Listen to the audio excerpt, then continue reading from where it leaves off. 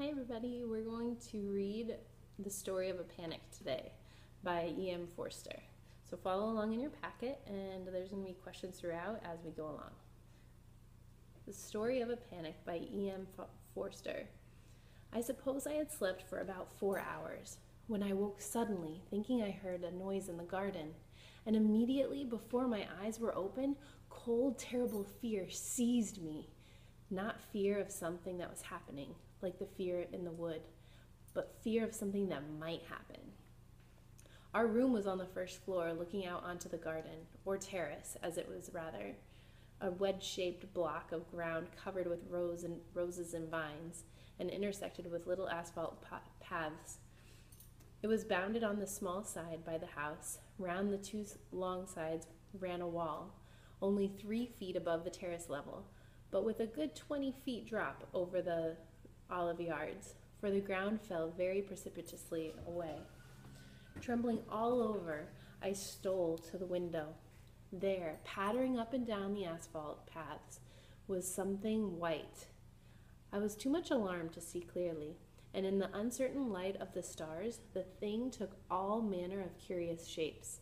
Now it was a great dog, now an enormous white bat, now a mass of quickly traveling cloud. It would bounce like a ball, or take short flights like a bird, or glide slowly like a wraith. It gave no sound, save the pattering sound of what, after all, must be human feet. And at last, the obvious explanation forced itself upon my disordered mind, and I realized that Eustace had got out of bed, and that we were in for something more. I hastily dressed myself and went down into the dining room, which opened upon the terrace. The door was already unfastened. My terror had almost entirely passed away, but for quite 5 minutes I struggled with a curious cowardly feeling, which bade me not to interfere with the poor strange boy, but leave him to his ghostly patterings, and merely watch him from the window to see he took no harm. But better impulses prevailed, and opening the door, I called out, "Eustace, what on earth are you doing? Come in at once." He stopped his antics and said, "I hate my bedroom. I could not stop in it. It is too small." Come, I said. Come. I'm tired of affectation.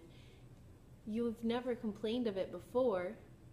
Besides, I can't see anything. No flowers, no leaves, no sky, only a stone wall. The outlook of Eustace's room certainly was limited, but, as I told him, he had never complained of it before.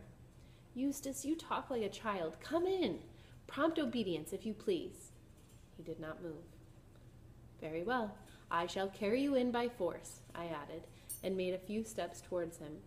But I was soon convinced of the futility of pursuing a boy through a tangle of asphalt paths, and went in instead to call Mr. Sandbach and Leland to my aid.